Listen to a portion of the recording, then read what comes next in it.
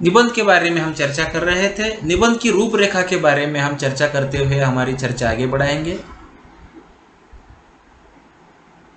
यहाँ पर देखिए कुछ यहाँ पर निबंध के विषय दिए गए हैं आपकी पाठ्यपुस्तक में। जैसे कि समझ लीजिए निबंध का विषय है पर्यटन का महत्व। तो पर्यटन का महत्व निबंध लिखते समय हमारे निबंध में इन 6 इकाइयों का या 6 अंशों का वहाँ पर उपयोग होना चाहिए। सबसे पहला अंश है विषय प्रवेश, यानी कि पर्यटन का अर्थ क्या है हमें उसमें बताना पड़ता है। उसके बाद दूसरा अंश है पर्यटन, जो कि एक उद्योग है, वो क्या क्या है उसके बारे में हमें चर्चा करनी पड़ती है। उसके साथ साथ विकास का सूत्रधार पर्यटन कैसा है, पर्यटन के लाभ क्या है, पर्यटन एक शौक के रूप में लोग कैसे उसका इस्तेमाल करते हैं, और इस पर्यटन के बारे में आपके खुद के विचार उपसंहार में आपको लिखने होते हैं। इन सारे चीज़ों को मिलाकर आपको लगभग 15 से 20 लाइन का निबंध आपको लिखना पड़ता है। उसी के आधार पर यहाँ पर अगर आप देखेंगे तो उसी की मैं इसमें नागरिक के कर्तव्य के बारे में भी 7 अंश दिए गए हैं, बेरोजगारी के बारे में भी 5 अंश दिए गए हैं। जैसे कि अगर बेरोजगारी निबंध आता है तो आपको विषय प्रवेश में बेरोजगारी का तात्पर्य लिखना पड़ता है, बेरोजगारी के प्रकार लिखने हैं। अब उसमें अलग अलग प्रकार आते हैं बेरोजगारी क्यों होती है, जैसे कि शिक्षित बेरोजगारी है, आंशिक बेरोजगारी है, यानी कि कुछ अशिक्षित वर्ग होते हैं, कुछ लोगों की परिस्थिति नहीं होती, कुछ लोगों के लिए रोजगार नहीं मिलता, कुछ लोग रोजगार नहीं करना चाहते।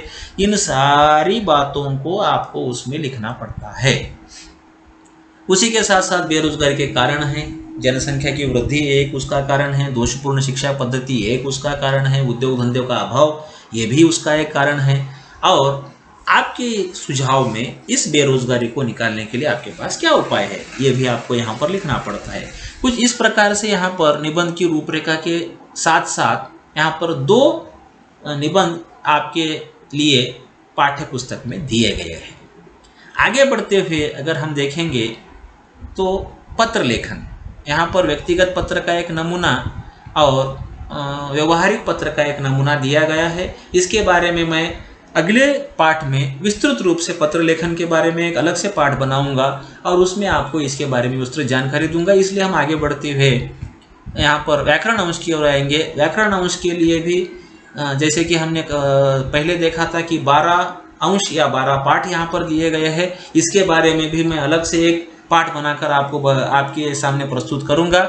लेकिन आज सिर्फ अवलोकन करने वाले हैं, इसलिए आज उसकी हम सिर्फ और सिर्फ उसका परिचय कर लेंगे, चर्चा नहीं करेंगे। तो व्याकरण अंश में भी पहला है प्रेरणार्थक क्रिया, वैसे ही आगे बढ़ते हुए दूसरा संधि, तीसरा समास, उसके बाद चौथा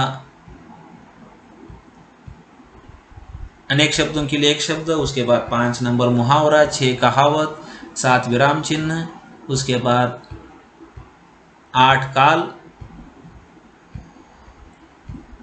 और 9 लिंग, 10 कारक, 11 की और की का प्रयोग और 12 विरुद्धार्थक शब्द। तो इस प्रकार से हमारे पाठ्य पुस्तक में जैसे कि हमने अब तक चर्चा की 17 पाठ है, उसमें याद रखने वाली चीज़ें 2 है। एक पहली बात है 6 पद्य पाठ है और 11 गद्य पाठ है। उसी के साथ साथ 4 परिशिष्ट दिए गए हैं, उसमें पूरक वाचन है, निबंध लेखन है, पत्र लेखन है और व्याकरण के 12 सूक्ष्म अध्याय यहाँ पर दिए गए हैं। इसके ऊपर जो पूरक वाचन मैंने आपको विस्तृत रूप से बताया है, निबंध लेखन विस्तृत रूप से बताया है। मैं अगले पाठ में, आने वाले पाठ में मैं आपको पत्र लेखन के बारे में विशेष जानकारी और व्याकरण अंश के बारे में विस्तृत जानकारी अगले पाठ में दूंगा। आज के लिए इतना ही, धन्यवाद।